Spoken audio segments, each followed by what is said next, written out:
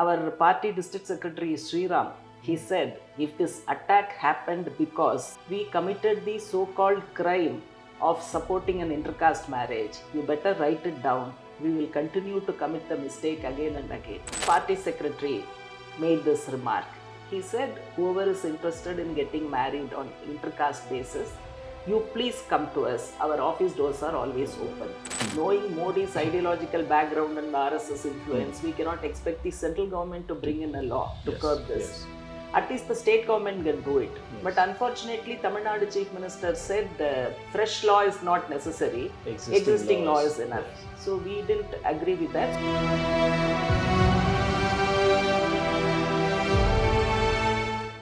Hello and welcome to Left Lens. Today we have Comrade Vasuki with us. She's a Polit member of the CPI. She's also the National Vice President of the All India Democratic Women's Association, IDWA. Comrade, good to have you with us. Welcome to Left Lens. Vanakkam. Vanakkam. We are having this interaction at a time when the Tamil Nadu State Party has made a very important announcement that it will open up its offices to couples who want to conduct inter-caste marriages. This has garnered a lot of attention. You are from Tamil Nadu. I understand that this announcement has been made after one of the party offices in Tirunelveli was ransacked by the relatives of the bride. Yes. After inter-caste marriage was conducted. Can you give us a little bit of detail on this? Yeah, sure. What happened in Tirunelveli, it's situated in southern part of Tamil Nadu. There, as usual, our party helped an intercaste couple for marriage and other related things. So it infuriated the girl's relatives. So after that, after the marriage and everything, the girl's relatives jointly with some elements of caste-based organizations, they came to the party office, ransacked, damaged many of the furniture, glass panel, etc. Some of the comrades were there, so they had to physically resist that attack. Okay. But I would like to state here that even after this terrible attack, our party continued to protect the intercaste couple. Yes. Almost immediately after this, our party district secretary Sriram, he said, if this attack happened because we committed the so-called crime of supporting an intercaste marriage, you better write it down. We will continue to commit the mistake again and again. Yes. I think that is the spirit of communists, and it was expressed by him very clearly. But comrade, you see, Tamil Nadu has a very rich tradition of progressive movements and people, leaders. We've seen the self-respect movement led by none other than Periyar. In the land of self-respect marriages, we are seeing honor killings. For example, Kavin, who was an engineer who was killed by his partner's brother because of an intercaste relationship. Has Tamil Nadu, a progressive state, taken a back step in this regard? Just before answering this, I would like to deal with the comment made by our state secretary, because this is connected to this Kavin's incident. See, for a very long time in Tamil Nadu, CPM has been intervening and supporting all intercaste marriages. Yes. Many times it has happened. But now, in the background of Kavin Selvaganesh's terrible murder, he was hacked to death by his partner's brother. So at that time, it shook the conscience of the state, and a sizable section of the youth, they were highly disturbed and perturbed. No dominant political party came forward to condemn this incident or offer a word of solace. So at that time, our party secretary made this remark.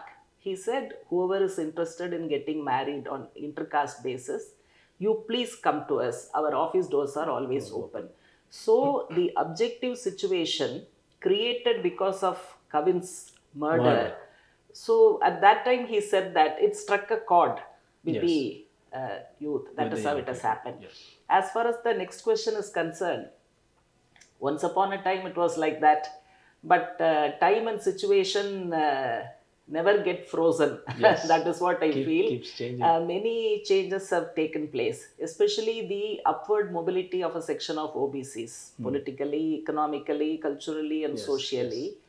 That has created a large difference, and more properties and land holdings went into their hands. And this caste-based political mobilization, they were instrumental. They were being used by prominent bourgeois political parties. So naturally, they had that importance and influence. So all that led to the present situation. Now caste-based honor crimes are on the increase. In fact, all of us have been demanding for a special legislation. Knowing Modi's ideological background and RSS influence, we cannot expect the central government to bring in a law to curb this. At least the state government can do it. But unfortunately, Tamil Nadu Chief Minister said fresh law is not necessary. Existing law is enough. So we didn't agree with that. So recently, CPM, CPI, VCK, Vidudalai Sirthaigal Katchi, the secretaries went and met the CM, urged him to reconsider the position and bring in a law. It is interesting that you mentioned this demand for a law. You see, just after the Tamil Nadu State Secretary made this, invitation, so to say, to young couples to come and get married if they're having an intercaste marriage in our party offices, the BJP in the state has also made a similar remark. In fact, they have also asked for a law. It is quite radical for them to say something like that, especially when they always harp on the Indian culture, and the basis of the Indian culture is the Savarna Manuvadi ideology, which accords a second-class citizenship to women. Yes. So how do you explain this? I would say that's the biggest joke of the year. And there is a very large distance between radicalism and BJP's Manuvadi ideology. There is a Tamil proverb which goes like this: Narambillada nakku eppadi venalum alayum. That means tongue doesn't have bones, so it can bend in any way. So Mr. Annamalai, ex-BJP president of Tamil Nadu state, he fits this description exactly. I can give you more than 100 of his public utterances which are totally contrary to the reality or truth. So I think we don't have They're just playing to the gallery in this sense. Yes. So we don't have to bother about what he says. And we very well know what Manusmriti talks about women, the status women are being given in the text of Manusmriti. Those who are following not the constitution but the Manusmriti, they have no locus standi to talk about this. In fact, they are not doing it out of genuine concern. They are doing it with a political intention, that is to bring down the DMK government. Any non-BJP government, they may not agree. So they want to bring down the BJP government. They want to bring down the DMK government. That is why they are using every single opportunity. Recently, Annamalai whipped himself in front of his house as a protest against the growing violence against women in Tamil Nadu. But what is the point of whipping oneself? Will it bring down the crime rate? And had he been in any BJP ruled states, then he will be forced to whip himself every day. That is why I'm saying, let's not take him very seriously. So, you are part of a progressive women's organization. How do you plan to counter the patriarchal values that are being pushed by the RSS and the BJP, be it through IDWA, also in the backdrop of the rising, you said, honor killings are on the rise, caste-based discrimination is on the rise. Against that backdrop, how do you see an avenue where the Tamil Nadu Untouchability Eradication Front and IDWA working together on a host of issues? Yeah, actually patriarchy is running through the Indian society. In fact, it is embedded very strongly and staunchly. How you look at women's issues is a very, very important thing. Many of the organizations and individuals try to seek answer within the relationship between man and woman. They don't go beyond that. But that is not correct. So patriarchy is there. It's a pre-capitalist relic. Yes. It's been there for a very long time. Yes. Engels has talked about it, he has written about it. The point is, capitalism did not try to eliminate patriarchy. Yes, In fact, they are using it towards profit maximization, Yes. using the cheap labor Yes. and all that. So our fight against patriarchy is linked with our fight against capitalism. So basically, this fight should be directed against the system as a whole. So with this correct understanding, AIDVA looks at women's oppression at 3 levels. Only one first thing as woman, and then as a worker, then as a citizen. Yes. Apart from that, we intervene in caste-based crimes and communal-based crimes. So this is how you have to look at the oppression of women, and you have to seek redressal for all this. So this Untouchability Eradication Front is a broad platform. It consists of mass organizations and Dalit organizations. Yes. So naturally, AIDVA is part of it. Okay. So AIDVA independently also taking up all these issues, and jointly with the Untouchability Eradication Front also we are taking it up. And I would like to state here that throughout India, AIDVA intervenes in all these things at the street level, at the legal level, at the ideological sphere also. Okay. Because when crimes happen, normally a sizable section of the society involved in victim blaming only. Absolutely. For example, in Ariyalur in Tamil Nadu, a young Dalit girl, she was in love with somebody and she got pregnant. So she wanted to tell her partner about this. Partner called her to a secluded place.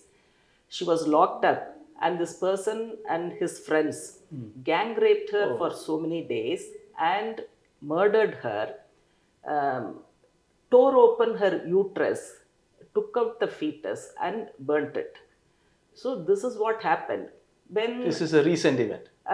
a few years back, Yes. judgment came only Yes, yes, now. yes. This was taken up by Untouchability Eradication Yes, Front and yes. AIDVA for a very long time, and ultimately the judgment was a good one. But when there was a debate around it, everybody said she was a minor girl, why did she fall in love? Yes, yes, yes. Then why did she have physical relationship before yes, marriage, yes. and why did she become pregnant, Yes, all yes, that. And yes. finally they said, their conclusion was, her mother did not bring her Bring up her up with in the values. right values. Yes. That is the thing. So this was uttered by a major political party's representative, and she was a woman. So we had to reply that. We said, yes. blaming mother is no use. Assuming that mother is responsible, for argument's sake, why didn't you blame the mother of the boy. accused? Yes. Why victim's mother? Yes. So that kind of, some people will say, oh, she was dressing up like this. She went out with a boyfriend. That is why she deserves it. That is why it happened. So instead of pointing our fingers at the accused, the whole thing is being diverted against the victim. So this kind of issues, when it comes up in the public sphere, we have to answer that. So at the ideological level also, we take it. You mentioned two very interesting aspects right now. One, patriarchy is embedded in our Indian society. Second, you mentioned about how there is this victim blaming. You also discussed a court case. See, even in higher judiciary now, you are having opinions, you are hearing opinions where the patriarchal values are being further given the limelight.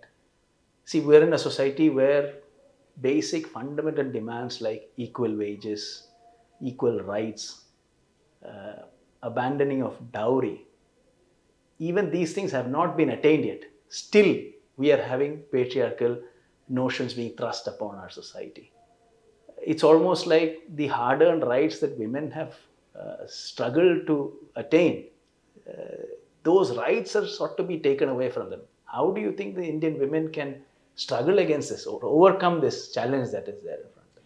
See, first I would like to deal with your question about the judiciary. Since we said patriarchy is embedded and capitalism is strengthening that, all that is there in front of us.